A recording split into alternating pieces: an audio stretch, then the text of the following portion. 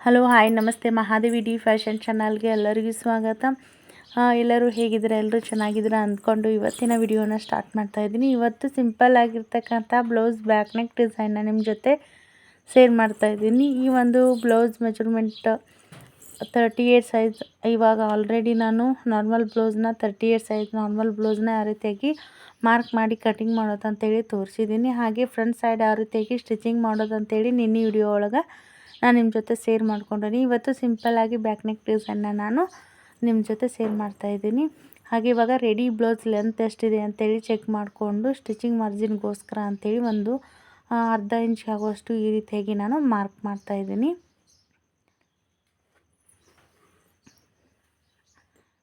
ಹಾಗೆ back neck ನಮಗೆ ಡಿಸೈನ್ಗೋಸ್ಕರ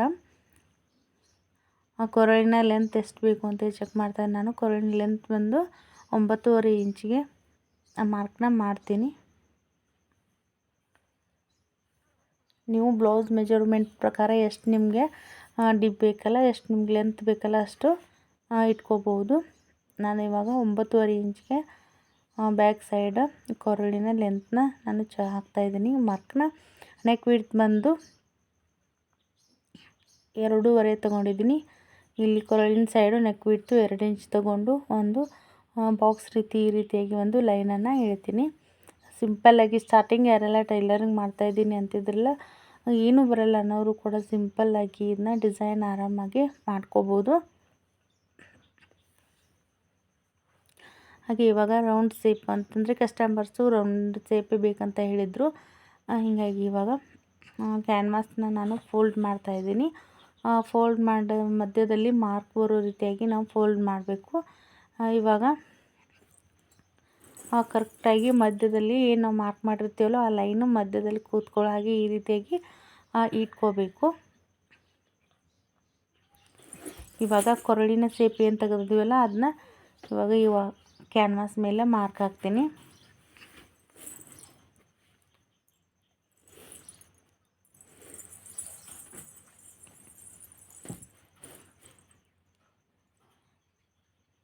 ಕ್ಯಾನ್ವಾಸ್ನ ನಾವು ಯೂಸ್ ಮಾಡೋದ್ರಿಂದ ಡಿಸೈನ್ ಅನ್ನೋದು ತುಂಬಾ ನೀಟಾಗಿ ಬರುತ್ತೆ. ಇವಾಗ ಮಾರ್ಕ್ ಹಾಕೋದು ಕಂಪ್ಲೀಟ್ ಆಯಿತು. ನಾವು ಡಿಸೈನ್ಗೋಸ್ಕರ ಅಂಥೇಳಿ ನಾವು 1/4 ಇಂಚ್ ಆಗುವಷ್ಟು ಸೈಡ್ ಸುತ್ತಲೂ ನಾನು ಮಾರ್ಕ್ನ ಹಾಕ್ತೀನಿ.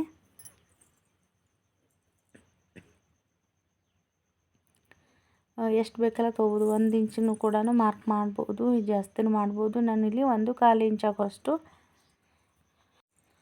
ಸುತ್ತಲೂ ಈ ರೀತಿಯಾಗಿ ಮಾರ್ಕ್ನ ಹಾಕಿ ನಂತರ ನಾನು ಎಲ್ಲ ಮಾರ್ಕ್ ಹಾಕಿರ್ತಕ್ಕಂಥ ಎಲ್ಲನೂ ಕೂಡ ರೌಂಡ್ ಶೇಪ್ನ ಇವಾಗ ತೆಗಿತಾಯಿದ್ದೀನಿ.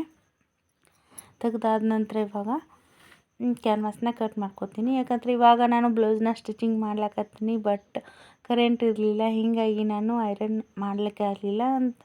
ಐರನ್ ಮಾಡಿತು ಅಂತಂದರೆ ಡಿಸೈನ್ ಏನು ಬಟ್ಟೆ ಇರುತ್ತಲ್ಲ ಅದ್ರ ಮೇಲೆ ಕ್ಯಾನ್ವಾಸ್ ಇಟ್ಟು ನಾವು ಐರನ್ ಮಾಡಿಕೊಂಡ್ರೆ ತುಂಬಾ ನೀಟಾಗಿ ಬರುತ್ತೆ. ಬಟ್ ಕರೆಂಟ್ ಇರಲಿಲ್ಲ, ಹೀಗಾಗಿ ಬ್ಲೌಸ್ ಕೂಡ ಅರ್ಜೆಂಟಾಗಿ ಕೊಡಬೇಕಾಗಿತ್ತು. ಹೀಗಾಗಿ ಅವರು ಕೂಡ ಸಿಂಪಲ್ಲಾಗಿ ಡಿಸೈನ್ ಮಾಡಿಕೊಡು ಅಂತ ಹೇಳಿದರು. ಸೊ ಇವಾಗ ಹಾಗೆ ನಾನು ಐರನ್ ಮಾಡ್ದೇನೆ ಹಾಗೇನೆ ಇವಾಗ ಡಿಸೈನ್ನ ರೆಡಿ ಮಾಡ್ತಾಯಿದ್ದೀನಿ. ಫೈನಲಾಗಿ ತುಂಬ ಚೆನ್ನಾಗಿ ಅಷ್ಟೇ ಕ್ಯೂಟಾಗಿ ಕೂಡ ಬಂತು. ಇವಾಗ ಬ್ಲೌಸ್ ಏನಿದೆ ಇಲ್ಲ ಆ ಒಂದು ಸಾಡಿ ಕಲರ್ ನಾನು ಬಟ್ಟೆನ ತೆಗೆದಿಟ್ಕೊಂಡಿದ್ದೆ. ಇವಾಗ ಡಿಸೈನ್ಗೋಸ್ಕರ ಎಷ್ಟು ಬೇಕಲ್ಲ ಅಷ್ಟು ಅಳತೆ ಮಾಡಿ ಬಟ್ಟೆನ ತೊಗೊಂಡು ಇವಾಗ ಕಟಿಂಗ್ನ ಮಾಡ್ತೀನಿ. ಇಷ್ಟು ಬಟ್ಟೆ ಸಾಕಾಗುತ್ತೆ. ಇವಾಗ ಕಟ್ ಮಾಡಿ ಡಿಸೈನ್ಗೋಸ್ಕರ ರೆಡಿನ ಮಾಡ್ತೀನಿ. ಇವಾಗ 2 ಸೈಡ ಕಟ್ ಮಾಡಿ ನಾವು ಜೋಡಿಸ್ಕೊಳ್ತೀವಿ.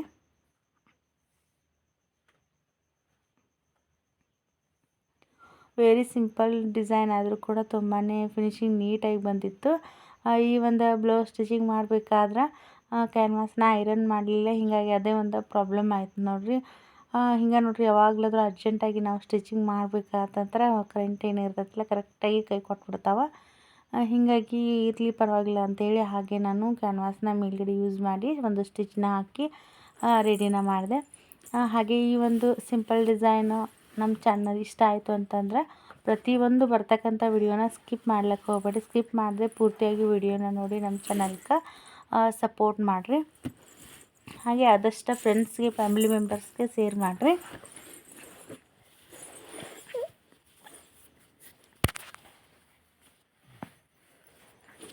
ಇವಾಗ ಫೈನಲಾಗಿ ಕ್ಯಾನ್ವಾಸ್ನ ಇಟ್ಟು ಒಂದು ಸೈಡ್ ಸ್ಟಿಚ್ನ ಹಾಕ್ತೀನಿ. ಇವಾಗ ಸೆಂಟ್ರಲ್ಲಿ ಏನು ನಾವು ಇವಾಗ ಬಟ್ಟೆನ ಜಾಯಿಂಟ್ ಏನು ಮಾಡಿದ್ವಲ್ಲ ಕರೆಕ್ಟಾಗಿ ಮಧ್ಯದಲ್ಲಿ ಬರೋ ರೀತಿಯಾಗಿ ಈ ರೀತಿ ಇಟ್ಕೊಂಡು ನಾವು ಸ್ಟಿಚ್ನ ಹಾಕಬೇಕು.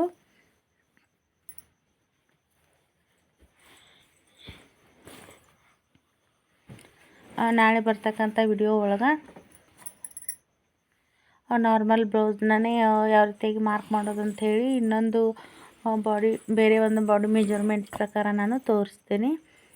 ಯಾವ ರೀತಿಗೆ ಕಟಿಂಗ್ ಮಾಡೋದು ಅಂಥೇಳಿ ತೋರಿಸಿದ ನಂತರ ನೆಕ್ಸ್ಟ್ ಯಾವಾಗ ಸಾಧ್ಯ ಆಗುತ್ತಲ್ಲ ಆವಾಗ ಕಟೋರಿ ಬ್ಲೌಸ್ ಕೂಡ ನಿಮ್ಮ ಜೊತೆ ಶೇರ್ ಮಾಡ್ಕೋಬೇಕಂತೇಳಿ ಅಂದ್ಕೊಂಡಿದ್ದೀನಿ.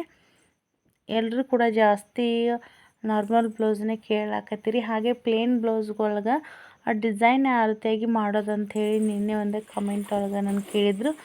ಸೊ ಖಂಡಿತವಾಗ್ಲೂ ನಾನು ಪ್ಲೇನ್ ಬ್ಲೌಸ್ಗೆ ಯಾವ ರೀತಿಯಾಗಿ ಸಿಂಪಲ್ಲಾಗಿ ವರ್ಕ್ನ ಸಾಧ್ಯ ಆಯಿತು ಅಂತಂದರೆ ನಾನು ಸ್ಟಿಚಿಂಗ್ ಮಾಡೋವಾಗ ಅದು ಸಿಂಪಲ್ ವರ್ಕ್ನ ಇಟ್ಟು ಯಾವ ರೀತಿಯಾಗಿ ಸ್ಟಿಚಿಂಗ್ ಮಾಡೋದು ಅಂತೇಳಿ ಖಂಡಿತವಾಗ್ಲೂ ತೋರಿಸ್ಕೊಡ್ತೀನಿ. ಹಾಗೆ ಎಲ್ಲರೂ ಕೂಡ ತುಂಬಾ ಸಪೋರ್ಟ್ ಮಾಡ್ಲಾಕತ್ತೀರಿ. ಹಾಗೆ ಇವತ್ತು ತುಂಬಾ ಟೈಮಿಂಗ್ ಏನು ಜಾಸ್ತಿ ತೊಗೊಲಿಲ್ಲ ನೋಡ್ರಿ. ಯಾಕಂತಂದ್ರೆ ಆಲ್ರೆಡಿ ಒಂದು ವಿಡಿಯೋ ತೋರಿಸ್ದಾಗೆ ಇವಾಗ ಫ್ರಂಟ್ ಸೈಡ್ ಎಲ್ಲನೂ ಕಂಪ್ಲೀಟ್ ಮಾಡಿ ಇಟ್ಟಿದ್ನಿ. ಇವತ್ತು ಎಲ್ಲ ಮನೆ ಕೆಲಸ ಮುಗಿಸ್ಕೊಂಡು ಇದೊಂದು ಡಿಸೈನ್ ಬ್ಲೌಸ್ನ ಸ್ಟಿಚ್ ಮಾಡ್ಬೇಕಂತ ಹೇಳಿ ಅಂದ್ಕೊಂಡಿದ್ನಿ. ಬಟ್ ಯಾವಾಗ ಟೈಮ್ ಸಿಗುತ್ತಲ್ಲ ಸಿಕ್ಕಾಗ ಒಂದು ಸ್ವಲ್ಪ ನಾನು ಸ್ಟಿಚ್ ಮಾಡ್ತಿರ್ತೇನೆ. ಇವಾಗ ಎಕ್ಸ್ಟ್ರಾ ಏನೈತಲ್ಲ ಸ್ಟಿಚಿಂಗ್ಗೋಸ್ಕರ ಅಂಥೇಳಿ ಒಂದು 1/2 ಇಂಚ್ ಆಗುವಷ್ಟು ಕಾದು ಈ ರೀತಿಯಾಗಿ ಉಳಿದ ಬಟ್ಟೆನ ಕಟ್ ಮಾಡಿ ತೆಗಿಲಾಕ್ತೀನಿ. ಸೈಡ್ ಕೂಡ ನೀವು ಸ್ವಲ್ಪ ಬಟ್ಟೆ ನಾವು ಲೇಸ್ ಅಟ್ಯಾಚ್ ಮಾಡಲ್ಲ ಅಂತಂದ್ರೆ ಅದೇ ಬಟ್ಟೆನ ಫೋಲ್ಡ್ ಮಾಡಿ ಸ್ಟಿಚ್ ಮಾಡ್ಬೋದು. ಇಲ್ಲಿ ನಾನು ಒಂದು ಸಿಂಪಲ್ ಆಗಿರ್ತಕ್ಕಂಥ ಒಂದು ಲೇಸ್ನ ಯೂಸ್ ಮಾಡ್ಬೇಕಂತ ಹೇಳಿ ಅಂದ್ಕೊಂಡು ಇವಾಗ ಕರೆಕ್ಟಾಗಿ ಕ್ಯಾನ್ವಾಸ್ ಏನು ನಾವು ಸ್ಟಿಚ್ ಮಾಡಿದ್ವಲ್ಲ ಅದನ್ನ ಎಕ್ಸ್ಟ್ರಾ ಬಟ್ಟೆನ ಕಟ್ ಮಾಡಿ ತೆಗಿಲತ್ತೀನಿ. ಹಾಗೆ ಈ ಬ್ಲೌಸ್ ಒಂದು ರೇಟ್ ಬಂದುಬಿಟ್ಟು ನಾನು 280 ರೂಪಾಯಿ ರೇಟ್ನ ಹೇಳಿದ್ದೀನಿ. ಯಾಕಂತಂದ್ರೆ ಸಿಂಪಲ್ ಆದರೂ ಕೂಡ ಒಂದು ಸ್ವಲ್ಪ ಜಾಸ್ತಿ ಟೈಮಿಂಗ್ ಹಿಡಿತಲ್ಲ, ಹೀಗಾಗಿ ನಾನು ಅಷ್ಟು ಅಮೌಂಟ್ನ ತೊಗೊಂಡಿದ್ದೀನಿ. ಯಾಕಂತಂದರೆ ಇದಕ್ಕೆ ರೇಟ್ ಎಷ್ಟು ಅಂತೇಳಿ ಕಮೆಂಟ್ ಮಾಡ್ತೀರಿ. ಅದಕ್ಕೋಸ್ಕರ ನಾನು ಆಲ್ರೆಡಿನೇ ಹೇಳಕತ್ತೀನಿ 280 ರೂಪಾಯಿ ಇದು ಒಂದು ಬ್ಲೌಸ್ ರೇಟ್ನ ನಾನು ತೊಗೊಂಡಿದ್ದೀನಿ. ಸಿಂಪಲ್ಲಾಗಿ ನೋಡಿ ನಾವು ಮನೆಯೆಲ್ಲ ಆರಾಮಾಗಿ ಮನೆ ಕೆಲಸ ಮುಗಿಸ್ಕೊಂಡು ಮಧ್ಯಾಹ್ನ ಟೈಮ್ದೊಳಗೆ ಈ ರೀತಿಯಾಗಿ ನಾವು ಬ್ಲೌಸ್ನ ಫಿನಿಶಿಂಗ ಮಾಡಬಹುದು. ನಾವು ಕರೆಕ್ಟಾಗಿ ನಾವು ಟೈಲರಿಂಗ್ ಕಲ್ತ್ಕೊಂಡ್ವಿ ಅಂತಂದ್ರೆ ಅದು ಈಸಿಯಾಗಿ ಮಾಡ್ಬೋದು. ನಮ್ಮ ಮನೆಯಲ್ಲಿ ನಾವು ನಮ್ಮ ಬ್ಲೌಸ್ ಕೂಡ ಸ್ಟಿಚಿಂಗ್ ಮಾಡ್ಬೋದು. ಹೊರಗಡೆ ಹಾಕೋದೇನೈತಲ್ಲ ನಾವೇ ಕೂಡ ಬ್ಲೌಸ್ನ ಸ್ಟಿಚಿಂಗ ಆರಾಮಾಗಿ ಮಾಡ್ಬೋದು. ಇವಾಗ ನಾನು ಕೆಳಗಡೆ ಫೋಲ್ಡಿಂಗ್ಗೋಸ್ಕರ ಅಂತೇಳಿ 1/2 ಇಂಚ್ ಏನು ಬಿಟ್ಟಿದ್ನಲ್ಲ ಅದನ್ನು ಸ್ಟಿಚ್ ಮಾಡಿ ಫೋಲ್ಡ್ ಮಾಡ್ತಾಯಿದ್ದೀನಿ. ಇಲ್ಲ ನೀವು ಸೊಂಟದ ಬೆಲ್ಟ್ನ ನೀವು ಬೇರೆ ಎಕ್ಸ್ಟ್ರಾ ಬಟ್ಟೆನ ಅಟ್ಯಾಚ್ ಮಾಡಿ ಫೋಲ್ಡ್ ಮಾಡ್ತೀನಿ ಅಂತಂದ್ರೆ ಅದೇ ರೀತಿ ಮಾಡ್ಬೋದು. ಇವಾಗ ನಾನು ಒಂದು 1/2 ಇಂಚ್ ಆಗುವಷ್ಟು ಸ್ಟಿಚ್ನ ಹಾಕಿ ಈ ರೀತಿಯಾಗಿ ಫೋಲ್ಡ್ ಮಾಡ್ತಾಯಿದ್ದೀನಿ. ಯಾವುದೇ ಬಟ್ಟೆನ ಅಟ್ಯಾಚ ಮಾಡ್ಲಾಕತ್ತಿಲ್ಲ. ಹಾಗೆ ಸೈಡ್ ಕೂಡ ಏನೈತಲ್ಲ ಎಲ್ಲನೂ ಸ್ಟಿಚ್ನ ಹಾಕಿಬಿಡ್ತೀನಿ. ಹಾಗೆ ನಾವು ಕರೆಕ್ಟಾಗಿಯೇ ಇವಾಗ ಮೇನ್ ಫ್ಯಾಬ್ರಿಕ್ಕು ಮತ್ತು ಲೈನಿಂಗ್ ಕರೆಕ್ಟಾಗಿದೆಯಲ್ಲ ಅಂದ್ಕೊಂಡು ನಾವು ಸರಿ ಮಾಡ್ತಾ ಈ ರೀತಿಯಾಗಿ ಸ್ಟಿಚ್ನ ಹಾಕಬೇಕಾಕತಿ. ಅಂತ ಒಂದು ಸ್ವಲ್ಪ ಎಲ್ಲಾದರೂ ನೆರಿಗೆ ರೀತಿ ಬಂತು ಅಂತಂದ್ರೆ ನಂತರ ಮತ್ತೆ ಎಲ್ಲ ಸ್ಟಿಚ್ ಏನೈತಲ್ಲ ರಿಮೂವ್ ಮಾಡಬೇಕಾಕತಿ. ಇವಾಗ ಕಂಪ್ಲೀಟ್ ಆದ ನಂತರ ಇವಾಗ ಸೆಂಟ್ರಲ್ಲಿ ಒಂದು ಮಾರ್ಕ್ ಮಾಡ್ತೀನಿ. ಇವಾಗ ಮಾರ್ಕ್ ಮಾಡೋದಾದ ನಂತರ ಇವಾಗ ಸೆಂಟ್ರಲ್ಲಿ ನಾವೇನು ಮಾರ್ಕ್ ಮಾಡಿದ್ದೀವಲ್ಲ ಆ ಲೈನನ್ನು ನಾವು ಕರೆಕ್ಟಾಗಿ ಮಧ್ಯದಲ್ಲಿ ಬರೋ ರೀತಿಯಾಗಿ ಈ ರೀತಿಯಾಗಿ ಇಟ್ಕೊಂಡು ನಾವು ಲೆಂತ್ನ ನಾವು ಮಾರ್ಕ್ ಮಾಡಿದ್ದೀವಲ್ವ ಈ ರೀತಿಯಾಗಿ ಇಟ್ಕೊಂಡು ನಾವು ಸ್ಟಿಚ್ನ ಹಾಕೋದು ತುಂಬಾ ನೀಟಾಗಿ ಬರುತ್ತೆ.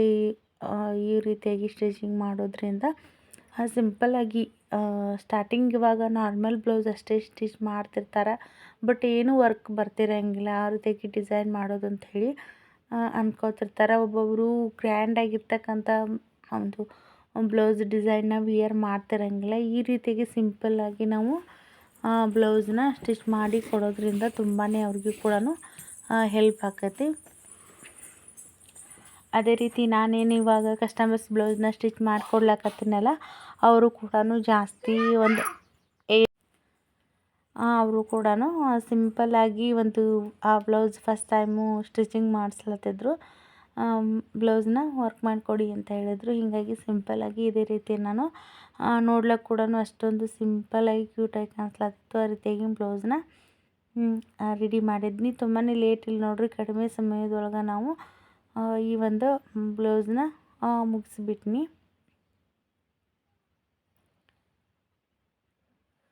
ಇವಾಗ ಮಧ್ಯಾಹ್ನ ಟೈಮ್ದೊಳಗೆ ಒಂದು 4:15 ಅದು ಆಗಿತ್ತು ನೋಡ್ರಿ. ಬ್ಲೌಸ್ ಕಂಪ್ಲೀಟ್ ಆಯಿತು. ನೆಕ್ಸ್ಟು ಮನೆ ಕೆಲಸ ಮಾಡ್ಕೋಬೋದು. ಹೀಗಾಗಿ ನೋಡ್ರಿ, ಮನೆ ಕೆಲಸದೊಳಗೆ ಗೃಹಿಣಿಯರು ಏನೈತಲ್ಲ, ಟೈಲರಿಂಗ್ ಅಂದ್ರೆ ತುಂಬಾ ಒಂದು ಹೆಲ್ಪ್ ಆಕತಿ. ನಾವು ನೀಟಾಗಿ ಒಂದು ಎಲ್ಲ ಥರದ ಒಂದು ಬಾಡಿ ಮೆಜರ್ಮೆಂಟ್ ಪ್ರಕಾರ ನಾವು ಸ್ಟಿಚಿಂಗ್ ಮಾಡ್ಲಿಕ್ಕೆ ಕಲ್ತ್ಕೊಂಡ್ವಿ ಅಂತಂದ್ರೆ ಆರಾಮಾಗಿ ನಾವು ಮನೇಲಿ ಇದ್ಕೊಂಡು ಅರ್ನಿಂಗ್ನ ಮಾಡ್ಬೋದು ನೋಡ್ರಿ. ಇವಾಗ ನೆಕ್ಸ್ಟ್ ಫೋಲ್ಡಿಂಗ್ ಮಾಡಿಬಿಟ್ಟು ಒಂದು ಸ್ಟಿಚ್ನ ಹಾಕ್ಲಕತ್ತೀನಿ. ನಾನು ಮೊದಲಿಗೆ ಅಟ್ಯಾಚ್ ಮಾಡಬೇಕಾಯಿತು ಅಂತಂದರೆ ಎರಡೂ ಕೂಡ ಉಲ್ಟಾ ಇಟ್ಟು ನಾನು ಜೋಡಿಸ್ಕೊಂಡೀನಿ. ಇವಾಗ ಸೈಡ್ ಕೂಡ ಅದನ್ನು ಕೂಡ ರೌಂಡ್ ಶೇಪಲ್ಲಿ ಎಲ್ಲನೂ ಸ್ಟಿಚ್ನ ಹಾಕ್ತೀನಿ. ಇದಾದ ನಂತರ ನಾನು ಡೋರಿನ ರೆಡಿ ಮಾಡ್ಲಾತೀನಿ ಡಿಸೈನ್ಗೋಸ್ಕರ ಅಂತ ಹೇಳಿ. ಎಷ್ಟು ನಮ್ಮ ಕೈಲಿ ಸಾಧ್ಯ ಆಗುತ್ತಲ್ಲ ಚೆಂದಾಗಿ ನಾವು ಡೋರಿನ ಮಾಡಿ ಒಂದು ಡಿಸೈನ್ನ ಮಾಡ್ಬೇಕಂತೇಳಿ ರೆಡಿ ಮಾಡ್ಲಾಕತ್ತೀನಿ.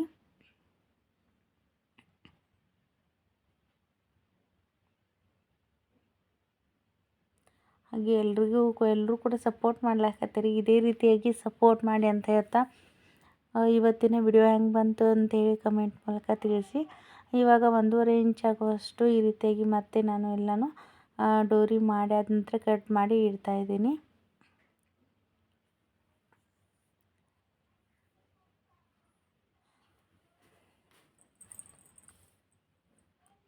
ಇವೇನೇಂತಾವಲ್ಲ ಫೋಲ್ಡ್ ಮಾಡಿಬಿಟ್ಟು ನಾನು ಸ್ಟಿಚ್ ಹಾಕ್ತಾ ಹೋಗ್ತೀನಿ. ನಂತರ ನಾವು ಒಂದ್ರೊಳಗೆ ಗೋಲ್ಡನ್ ಕಲರ್ ಬೀಡ್ಸ್ ಹಾಕಿದ್ವಿ ಅಂತಂದ್ರೆ ತುಂಬಾ ಚೆನ್ನಾಗಿ ಕಾಣಿಸುತ್ತೆ.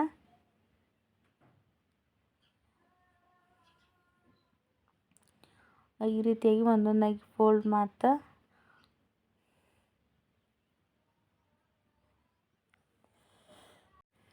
ಸೊ ಇವು ಡೋರಿ ಏನದಲ್ಲ ಅಟ್ಯಾಚ್ ಮಾಡುವಾಗ ಒಂದು ಸ್ವಲ್ಪ ನಿಮ್ಗೆ ಕ್ಲಿಯರಾಗಿ ನಿಮ್ಗೆ ಯಾವ ರೀತಿಯಾಗಿ ಅಟ್ಯಾಚ್ ಮಾಡೋದು ಕಾಣಿಸಿಲ್ಲ. ಯಾಕಂತಂದ್ರೆ ಡ್ರೈಪೋರ್ಡ್ ಒಂದು ಸ್ವಲ್ಪ ಪ್ರಾಬ್ಲಮ್ ಇರೋದ್ರಿಂದ ವಿಡಿಯೋ ಮಾಡ್ಲಿಕ್ಕೆ ಕಷ್ಟ ಅನಿಸ್ಲತ್ತೈತಿ. ಇವಾಗ ನಾನು ಸಿಂಪಲ್ಲಾಗಿ ನೋಡಿರಿ ಈ ರೀತಿಯಾಗಿ ಫೋಲ್ಡ್ ಮಾಡಿಬಿಟ್ಟು 1.5 ಇಂಚ್ ಆಗುವಷ್ಟು ನಾನು ಡೋರಿ ಲೆಂತ್ನ ತೊಗೊಂಡಿದ್ದೀನಿ. ನೀವು ನೋಡ್ತಾ ಇರ್ಬೋದು. ಫೋಲ್ಡ್ ಮಾಡಿ ಇವಾಗ ಸ್ಟಿಚ್ನ ಹಾಕ್ಲತ್ತೀನಿ. ಮಧ್ಯದಲ್ಲಿ ಒಂದು ನಮ್ಮ ಗೋಲ್ಡನ್ ಕಲರು ಬೀಡ್ಸ್ನ ಹಾಕಿದ್ವಿ ಅಂತಂದರೆ ಡಿಸೈನ್ ತುಂಬಾ ನೀಟಾಗಿ ಚೆನ್ನಾಗಿ ಕಾಣಿಸ್ತೈತಿ. ಗೋಲ್ಡನ್ ಕಲರ್ ಹಾಕ್ಬೋದು, ಇಲ್ಲ ವೈಟ್ ಕಲರ್ ಹಾಕಿರೂ ಕೂಡ ಚೆನ್ನಾಗಿ ಕಾಣಿಸ್ತೈತಿ. ಸುತ್ತಲೂ ಕೂಡ ಇದೇ ರೀತಿಯಾಗಿ ನಾನು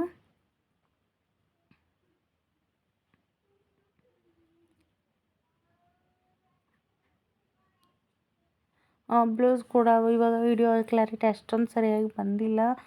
ರಿಯಲಾಗಿ ನೋಡ್ಲಿಕ್ಕೆ ಕೂಡ ಬ್ಲೌಸ್ ತುಂಬಾ ನೀಟಾಗಿ ಬಂದಿತ್ತು. ಇವಾಗ ಒಂದು ಸಿಂಪಲ್ ಆಗಿರ್ತಕ್ಕಂಥ ಲೇಸ್ನ ಅಟ್ಯಾಚ್ ಮಾಡ್ಲಕತ್ತಾನೆ. ಸ್ಟೋನು ಮಿಕ್ಸ್ ಇತ್ತು ನೋಡ್ರದು.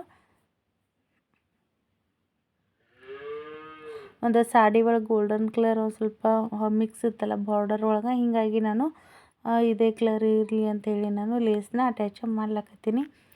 ಫೈನಲಾಗಿ ಲೇಸ್ ಕೂಡ ಹಚ್ಚೋದು ಕಂಪ್ಲೀಟ್ ಆಯಿತು.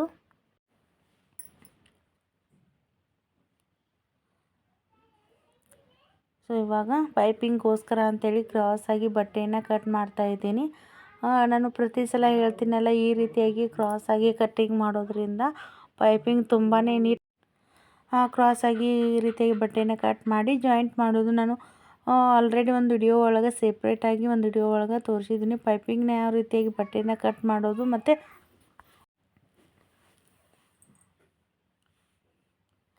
ಹಾಗೆ ಇವಾಗ ಡಿಸೈನ್ ರೆಡಿ ಆಯ್ತಲ್ಲ, ಒಂದು 1/4 ಇಂಚ್ ಆಗುವಷ್ಟು ಈ ರೀತಿಯಾಗಿ ಫೋಲ್ಡ್ ಮಾಡ್ತೀನಿ. ಇದಕ್ಕೆ ಪೈಪಿಂಗ್ ಕೊಟ್ರೇ ತುಂಬಾ ಚೆನ್ನಾಗಿ ಕಾಣಿಸುತ್ತೆ. ಎರಡೂ ಸೈಡ್ ಲೇಸ್ ಅಟ್ಯಾಚ್ ಮಾಡೋದು ಬೇಡ ಅಂತೇಳಿ ನಾನು ಪೈಪಿಂಗ್ನ ಕೊಡ್ಲಾಕತ್ತೀನಿ. ಇವಾಗ ಈ ರೀತಿಯಾಗಿ ನಾವು ಉಲ್ಟಾ ಇಟ್ಟು ಪೈಪಿಂಗ್ ಬಟ್ಟೆನ ಜಾಯಿಂಟ ಮಾಡ್ತೀನಿ. ತುಂಬಾ ಅಂದರೆ ಈ ರೀತಿಯಾಗಿ ಮಾಡೋದ್ರಿಂದ ಪೈಪಿಂಗ್ ಏನೈತಿಲ್ಲ ಅತಿ ಚೆಂದಾಗಿ ನಮ್ಗೆ ತುಂಬಾ ನೀಟಾಗಿ ಬರ್ತೈತೆ ಅಂತ ಹೇಳ್ಬೋದು. ಇವಾಗ ಪೈಪಿಂಗ್ ಬಟ್ಟೆ ಅಟ್ಯಾಚ್ ಮಾಡೋದು ಕಂಪ್ಲೀಟ್ ಆಯಿತು. ಇವಾಗ ಪೈಪಿಂಗ್ನ ನಾನು ಮಾಡ್ತೀನಿ. ನೋಡ್ತಾ ಇರ್ಬೋದು ಆರಾಮಾಗಿ ಅತಿ ಚೆಂದಾಗಿ ನಾವು ಆ ಪೈಪಿಂಗ್ನ ಯಾವ ರೀತಿಯಾಗಿ ಮಾಡ್ಲತ್ತಾನೆ ಅಂತೇಳಿ ನೋಡ್ಬೋದು. ಅಷ್ಟೇ ನೀಟಾಗಿ ಬರುತ್ತೆ. ಕರು ಸೇಪಲ್ಲಿ ಕೂಡ ಒಂದು ಸ್ವಲ್ಪ ನೀರಿಗೆ ರೀತಿ ಬರೋಂಗಿಲ್ಲ, ಅಷ್ಟೇ ನೀಟಾಗಿ ಪೈಪಿಂಗು ಬಂತು. ನೋಡ್ತಾ ಇರ್ಬೋದು, ನೀವು ಫೈನಲಾಗಿ ತೋರಿಸ್ತೀನಿ. ತುಂಬಾ ನೀಟಾಗಿ ಬಂದಿತ್ತು ಪೈಪಿಂಗ್ ಕೂಡ. ಯಾವುದೇ ಒಂದು ಬ್ಲೌಸ್ ಆಗಿರಲಿ ಮೇನ್ ಪೈಪಿಂಗ್ ನೋಡ್ರಿ ಒಂದು ಸ್ವಲ್ಪ ಹೊರಳಂಗಿಲ್ಲ, ಏನಿಲ್ಲ, ಅಷ್ಟು ನೀಟಾಗಿ ಬಂದಿರ್ತೈತಿ. ಮೇನ್ ಪ್ರತಿ ಬ್ಲೌಸ್ ಏನೈತೆ ಅಲ್ಲ ನಮಗೆ ಚೆನ್ನಾಗಿ ಬ್ಲೌಸ್ ಕಟ್ಟಿಂಗ್ ಮಾಡೋದು ಬಂದ ನಂತರ ನಮಗೆ ಪೈಪಿಂಗ್ ತುಂಬ ಚೆನ್ನಾಗಿ ಬಂತು ಅಂತ ನೋಡ್ತಾ ಇರ್ಬೋದು. ಒಂದು ಸ್ವಲ್ಪ ಏನೂ ಆಗಿಲ್ಲ, ತುಂಬಾ ನೀಟಾಗಿ ಬಂದೈತೆ. ಎರಡು ಸೈಡ್ ಕೂಡ ನೋಡ್ತಾ ಇರ್ಬೋದು. ಡಿಸೈನ್ ಕೂಡ ತುಂಬಾ ಚೆನ್ನಾಗಿ ಬಂದಿತ್ತು.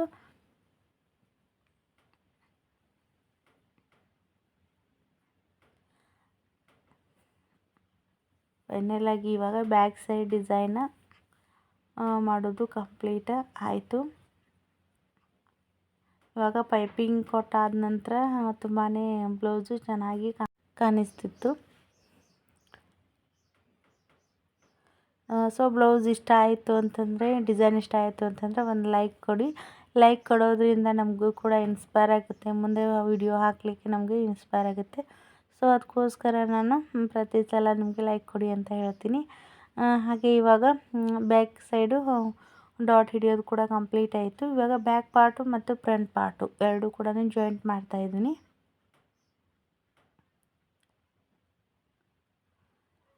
ಈ ಸೈಡ್ ಕೂಡ ನಾವು ಎಷ್ಟು ಸ್ಟಿಚಿಂಗ್ ಮಾರ್ಜಿನ್ಗೋಸ್ಕರ ಅಂತೇಳಿ ಎಕ್ಸ್ಟ್ರಾ ತೊಗೊಂಡಿರ್ತೀವಲ್ವ, ಒಂದು ಅರ್ಧ ಇಂಚಾಗುವಷ್ಟು ನಾನು ತೊಗೊಂಡಿದ್ದೆ. ಇವಾಗ ಅರ್ಧ ಇಂಚಾಗುವಷ್ಟು ಶೋಲ್ಡರ್ ಜಾಯಿಂಟ್ಗೋಸ್ಕರ ಸ್ಟಿಚ್ನ ಹಾಕ್ಲಕತ್ತೀನಿ. ಇದಾದ ನಂತರ ಇನ್ನು ಸ್ಲೀವ್, ಮೊದಲಿಗೆ ನಾನು ಬ್ಲೌಸ್ ಸ್ಟಾರ್ಟಿಂಗ್ ಮಾಡಬೇಕಾಯ್ತು ಅಂತಂದರೆ ಸ್ಟಿಚಿಂಗ್ ಮಾಡ್ಲಿಕ್ಕೆ ಸ್ಲೀವ್ ರೆಡಿ ಮಾಡಿ ಇಟ್ಟಿರ್ತೀನಿ. ಯಾವುದೇ ಒಂದು ಡಿಸೈನ್ ಇಲ್ಲ, ಸಿಂಪಲ್ ಸ್ಲೀವ್ನ ಹೇಳಿದರು. ಇವಾಗ ಸ್ಲೀವ್ನ ನಾನು ಜಾಯಿಂಟ್ ಮಾಡ್ತಾಯಿದ್ದೀನಿ. ನಾವು ಕರೆಕ್ಟಾಗಿ ನಾವು ಶೋಲ್ಡ್ರ್ ಹತ್ರ ನಾವು ಸೆಂಟ್ರಲ್ಲಿ ಇಟ್ಕೊಂಡು ಚೆಕ್ ಮಾಡಿ ಎಕ್ಸ್ಟ್ರಾ ಇರ್ತಕ್ಕಂಥ ಬಟ್ಟೆನ ಬಿಟ್ಟು ನಾವು ಈ ರೀತಿ ಜಾಯಿಂಟ್ ಮಾಡ್ತಾ ಬರಬೇಕಾಗಿರ್ತೈತಿ. ಇವಾಗ ಆಲ್ರೆಡಿ ನಾನು ಬ್ಲೌಸು ಪ್ರತಿಯೊಂದು ಸ್ಟಿಚಿಂಗ್ ಒಳಗೆ ಕೂಡ ನಾನು ಯಾವ ರೀತಿಯಾಗಿ ಸ್ಲೀವ್ನ ಜಾಯಿಂಟ್ ಮಾಡೋದು ಅಂತ ಹೇಳಿ ತೋರಿಸಿದ್ದೀನಿ.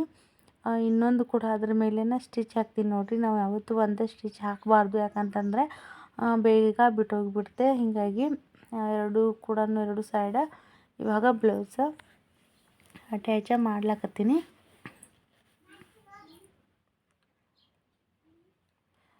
ಬ್ಲೌಸ್ ಫಿನಿಶಿಂಗ್ ಕೂಡ ಅಷ್ಟೇ ನೀಟಾಗಿ ಬಂದಿತ್ತು. ನಾವು ಒಂದು ಕಷ್ಟ ಅನಿಸ್ಬೋದು, ಸ್ಟಾರ್ಟಿಂಗ ಕಲಿಯಬೇಕಾಯಿತು ಅಂತಂದರೆ ಕನ್ಫ್ಯೂಸ್ ಆಗುತ್ತೆ. ನಾವು ಸ್ಟಿಚಿಂಗ್ ಮಾಡ್ತಾ ಮಾಡ್ತಾ ನಮಗೆ ಕ್ರಮೇಣವಾಗಿ ಎಲ್ಲ ಅರ್ಥ ಆಗುತ್ತೆ. ನಾವೆಲ್ಲಿ ಇಂಪ್ರೂವ್ಮೆಂಟ್ ಮಾಡಬೇಕು, ಯಾವ ರೀತಿಯಾಗಿ ಬ್ಲೌಸ್ ಕಟ್ಟಿಂಗ್ ಮಾಡ್ಕೋಬೇಕು ಅನ್ನೋದು ತುಂಬಾ ಅರ್ಥ ಆಗಿಬಿಟ್ಟಿರುತ್ತೆ. ಇವಾಗ ಫೈನಲಾಗಿ ಬ್ಲೌಸ ಕಂಪ್ಲೀಟ್ ಆಯಿತು. ಇವಾಗ ಸೈಡು ಸ್ಟಿಚ್ನ ಹಾಕ್ಲಕತ್ತೀನಿ. ಎಲ್ಲಿ ಕೂಡ ಹೆಚ್ಚು ಕಡಿಮೆ ಬಂದಿಲ್ಲ ನೋಡಿರಿ, ಕರೆಕ್ಟಾಗಿನೇ ಬ್ಲೌಸ ಫಿನಿಶಿಂಗ್ ಅಂತೂ ತುಂಬಾ ನೀಟಾಗಿ ಬಂದೈತಿ. ಇಲ್ಲಿ ಹೆಚ್ಚು ಕಡಿಮೆ ಅನ್ನೋದು ಏನೂ ಬಂದಿಲ್ಲ, ನಿಮ್ಗೆ ತೋರಿಸ್ತೀನಿ. ಇವಾಗ ಫೈನಲಾಗಿ ನಾನು ಇವಾಗ ಎಷ್ಟು ಸ್ಲೀವ್ ರೌಂಡಿಂಗ್ ಎಷ್ಟಿದೆ ಮತ್ತು ಇದೇ ಸುತ್ತಳತೆ ಎಷ್ಟಿದೆ, ಸೊಂಟದ ಸುತ್ತಳತೆ ಎಷ್ಟಿದೆ ಅಂಥೇಳಿ ಮಾರ್ಕ್ ಹಾಕ್ಕೊಂಡು ಒಂದು ಲೈನನ್ನು ಹಾಕ್ತಾಯಿದ್ದೀನಿ. ಹಾಗೆ ನೋಡ್ತಾ ಇರ್ಬೋದು ನೀವು, ಸ್ಟ್ರೈಟಾಗಿ ಸೈಡ್ ಫಿಟ್ಟಿಂಗ್ ಲೈನು ಎಷ್ಟು ಸ್ಟ್ರೈಟಾಗಿ ಬಂದೈತಿ ಅಂಥೇಳಿ ನೀವು ಅಬ್ಸರ್ವ್ ಮಾಡಿ ನೋಡ್ತಿರ್ಬೋದು. ಯಾಕಂತಂದರೆ ಬ್ಲೌಸ್ ಕಟಿಂಗ್ ಮಾಡೋ ಮೆಥಡ್ ನೀವು ತುಂಬಾ ಕರೆಕ್ಟಾಗಿತ್ತು ಅಂತಂದರೆ ನಾವು ಸೈಡ್ ಫಿಟ್ಟಿಂಗ್ ಲೈನು ಸ್ಟ್ರೇಟಾಗಿ ತುಂಬ ನೀಟಾಗಿ ಬರುತ್ತೆ. ಎಷ್ಟೊಂದು ಜನ ಹೇಳ್ತಿರ್ತಾರೆ ಸೈಡ್ ಫಿಟ್ಟಿಂಗ್ ಲೈನ್ ಸ್ಟ್ರೇಟಾಗಿ ಬರಲ್ಲ ಅಂತ ಹೇಳಿ. ಆಲ್ರೆಡಿ ನಾನು ಬ್ಲೌಸ್ ಕಟ್ಟಿಂಗ್ ಒಳಗೆ ನಿಮಗೆ ಹೇಳ್ಕೊಟ್ಟಿದ್ದೀನಿ ಯಾವ ರೀತಿಯಾಗಿ ನೀವು ಬ್ಲೌಸ್ ಕಟ್ಟಿಂಗ್ ಮಾಡಬೇಕು, ಸೈಡ್ ಫಿಟ್ಟಿಂಗ್ ಸರಿಯಾಗಿ ಬರಬೇಕು ಅಂತಂದರೆ. ಈ ರೀತಿಯಾಗಿ ಮಾಡೋದ್ರಿಂದ ನಾವು ಬ್ಲೌಸ್ ಫಿನಿಶಿಂಗಲ್ಲಿ ಒಂದು ಸ್ವಲ್ಪ ಅಟ್ಯಾಚ್ ಮಾಡುವಾಗ ಒಂದು ಸ್ವಲ್ಪ ಹೆಚ್ಚು ಕಡಿಮೆ ಬರೋಂಗಿಲ್ಲ, ತುಂಬಾ ನೀಟಾಗಿ ಬಂದಿರ್ತೈತಿ. ಫಿಟ್ಟಿಂಗ್ ಲೈನಲ್ಲಿ 3 ಅಥವಾ 4 ನಾವು ಸ್ಟಿಚ್ನ ಹಾಕ್ಬೋದು. ನಾನು ಒಂದೊಂದು ಬ್ಲೌಸ್ಗೆ ಏನೈತಲ್ಲ 4 ಸ್ಟಿಚ್ನ ಹಾಕಿಬಿಟ್ಟಿರ್ತೀನಿ. ಅಂತಂದರೆ ಸ್ವಲ್ಪ ಫಿಟ್ಟಿಂಗ್ ಕರೆಕ್ಟಾಗಿ ಸ್ವಲ್ಪ ಫಿಟ್ ಆಗ್ತಾಯಿದೆ ಅಂತಂದ್ರೂ ಒಂದು ಸ್ಟಿಚ್ನ ರಿಮೂವ್ ಮಾಡಿಬಿಡಲಿ ಅಂಥೇಳಿ. ಫೈನಲಾಗಿ ನೋಡ್ತಾ ಇರ್ಬೋದು ಬ್ಲೌಸ್ ಬ್ಯಾಕ್ ನೆಕ್ ಡಿಸೈನ್ ಕೂಡ ತುಂಬಾ ನೀಟಾಗಿ ತುಂಬ ಚೆನ್ನಾಗಿ ಬಂದಿತ್ತು. ನನಗೆ ಕೂಡ ತುಂಬಾ ಇಷ್ಟ ಆಯಿತು. ಅವರು ಕೂಡ ಕಸ್ಟಮರ್ಸ್ ಕೂಡ ಇರಲಿ ಸಿಂಪಲ್ ಇತ್ತು ಬ್ಲೌಸ್ ಕೂಡ ಇದನ್ನ ಇಷ್ಟಪಟ್ಟರು. ಇನ್ನೂ ಏನೈತಲ್ಲ ಒಂದು ಗೋಲ್ಡನ್ ಕಲರ್ ಬೀಡ್ಸ್ ಹಾಕಿ ನಾವು ಅಟ್ಯಾಚ್ ಮಾಡಿದ್ವಿ ಅಂತಂದರೆ ಈ ಬ್ಲೌಸ ಕಂಪ್ಲೀಟ್ ಆಯಿತು. ಫ್ರಂಟ್ ಸೈಡ್ ಕೂಡ ಅಷ್ಟೇ ನೀಟಾಗಿ ಬಂದೈತಿ. ನಿನ್ನೆ ವಿಡಿಯೋ ಒಳಗೆ ಹೇಳ್ಕೊಟ್ಟಿದ್ನಲ್ಲ, ನಾವು ಇಲ್ಲಿ ನೋಡ್ತಾ ಇರ್ಬೋದು ಯಾವುದೇ ರೀತಿಯಾಗಿ ಬ್ಯಾಕ್ ಪಾರ್ಟು ಮತ್ತು ಫ್ರಂಟ್ ಪಾರ್ಟಲ್ಲಿ ಯಾವುದೇ ರೀತಿಯಾಗಿ ಗ್ಯಾಪ್ ಬಂದಿಲ್ಲ, ಕರೆಕ್ಟಾಗಿಯೇ ಬಂದೈತಿ. ಇದನ್ನೊಂದು ನಾವು ಮೇನ್ ಟಿಪ್ಸ್ನ ಫಾಲೋ ಮಾಡಬೇಕು. ಗ್ಯಾಪ್ ಬಂತು ಅಂತಂದರೆ ತುಂಬಾ ಪ್ರಾಬ್ಲಮ್ ಆಕತಿ ಬ್ಲೌಸ್ ಫಿಟ್ಟಿಂಗ್ ಒಳಗೆ. ನೋಡ್ತಾ ಇರ್ಬೋದು ನೀವು ಬ್ಯಾಕ್ ಪಾರ್ಟು ಫ್ರಂಟ್ ಪಾರ್ಟು ಎಷ್ಟು ನೀಟಾಗಿ ಬಂದಿದೆ ಅಂಥೇಳಿ.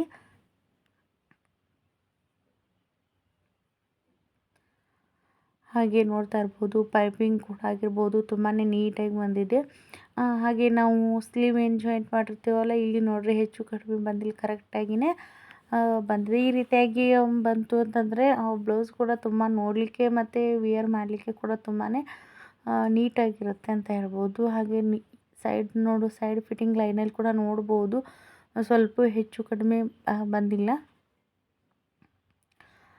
ಇನ್ನು ಇವಾಗ ಜಸ್ಟ್ ಸ್ಟಿಚಿಂಗ್ ಮಾಡಿದ ನಂತರ ವಿಡಿಯೋ ಮಾಡ್ಲಕತ್ತಾನೆ. ಇನ್ನು ಐರನ್ ಮಾಡಿದ ನಂತರ ತುಂಬಾ ನೀಟಾಗಿ ಕಾಣಿಸ್ತೈತಿ. ಹಾಗೆ ಇವತ್ತಿನ ಒಂದು ವಿಡಿಯೋನ ಇಲ್ಲಿಗೆ ಎಂಡ್ ಮಾಡ್ಲಕತ್ತಾನೆ. ಈ ಒಂದು ಸಿಂಪಲ್ ಬ್ಯಾಕ್ ನೆಕ್ ಡಿಸೈನ್ ಇಷ್ಟ ಆಯಿತು ಅಂತಂದರೆ ಪ್ಲೀಸ್ ಒಂದು ಲೈಕ್ ಕೊಡಿ, ಸ್ಕಿಪ್ ಮಾಡದೆ ಪೂರ್ತಿಯಾಗಿ ವಿಡಿಯೋನ ನೋಡಿ ನಮ್ಮ ಚಾನಲ್ಗೆ ಸಪೋರ್ಟ್ ಮಾಡಿರಿ. ಹಾಗೆ ಇಷ್ಟ ಆಯಿತು ಅಂತಂದರೆ ಲೈಕ್ ಕೊಟ್ಟು ಫ್ರೆಂಡ್ಸ್ಗೆ ಫ್ಯಾಮಿಲಿ ಮೆಂಬರ್ಸ್ಗೆ ಆದಷ್ಟು ಶೇರ್ ಮಾಡಿ ಅಂತ ಹೇಳ್ತಾ ಇವತ್ತಿನ ವಿಡಿಯೋನ ಇಲ್ಲಿಗೆ ಎಂಡ್ ಮಾಡ್ಲಕತ್ತಾನೆ. ಬರ್ತಕ್ಕಂಥ ಪ್ರತಿಯೊಂದು ವಿಡಿಯೋನ ಸ್ಕಿಪ್ ಮಾಡದೆ ಪೂರ್ತಿಯಾಗಿ ನೋಡಿರಿ. ನಮ್ಮ ಚಾನಲ್ಗೆ ಇದೇ ರೀತಿಯಾಗಿ ಸಪೋರ್ಟ್ ಮಾಡಿ ಅಂತ ಹೇಳ್ತಾ ಇವತ್ತಿನ ವಿಡಿಯೋನ ಇಲ್ಲಿಗೆ ಎಂಡ್ ಮಾಡ್ಲತ್ತೀನಿ. ಯಾರೆಲ್ಲ ನೋಡ್ಲತ್ತರ ಎಲ್ಲರಿಗೂ ಧನ್ಯವಾದಗಳು.